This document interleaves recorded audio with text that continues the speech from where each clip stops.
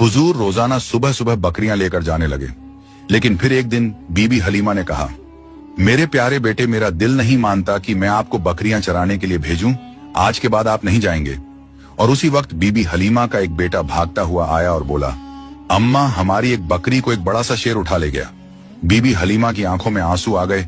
जब प्यारे नब्बी ने मां को तकलीफ में देखा तो फरमाया, ए अम्मा, रो नहीं, मैं अभी जाता हूं और बकरी को शेर से लेकर आता हूं। बीबी हलीमा ने कहा, बेटा, वो बहुत खूंखार शेर है, वो अब तक हमारी बकरी को खा गया होगा।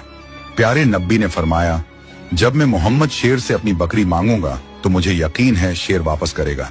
फिर प्यारे नब्बी अम्मा हलीमा को लेकर जंगल की तरफ रवाना हो गए और जंगल के बीच खड़े होकर पुकारा, ए जंगल के शेर, मेरी माँ हलीमा की बकरी वापस कर दो।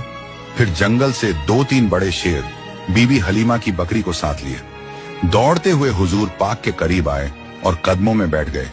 प्यारे नब्बी ने फरमाया, ए शेरों, क्या तुम्हें पता नहीं कि ये मेरी माँ हलीमा की बकरियां हैं? बताओ, तुमने मेरी माँ की बकरी क्यों उठाई? शेरों ने अदब से कहा, ए अल्लाह के प्यारे महबूब, जब आप बकरियां चराने आते थे तो हम छुप छुप कर आपके चेहरा ए मुबारक का दीदार करते थे, आपके हुस्न को देखते थे। ऐसा हुस्न हमने कभी ना देखा था।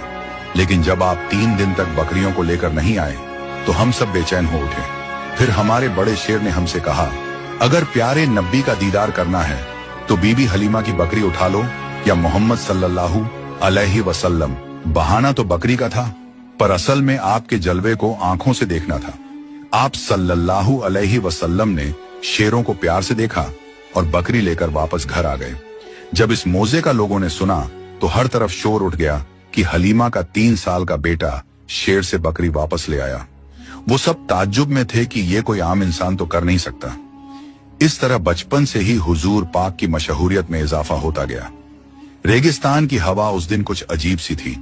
बीबी हलीमा की झोपड़ी के पास बच्चे खेल रहे थे और नन्हे मोहम्मद सल्लल्लाहु अलैहि वसल्लम भी उन बच्चों के साथ कुदरती मासूमियत और सुकून के साथ खेल रहे थे। अचानक खेलते खेलते आपका चेहरा सफेद पड़ गया और आप जमीन पर गिर पड़े। आसमान से 2 फरिश्ते उतरे। उनके हाथों में चांदी का तसला था जो बर्फ और झमझम के पानी से भरा हुआ था। उन्होंने हुजूर को उठाया और नरमी से लिटाया और आपका सीना ए मुबारक चीर दिया। बच्चे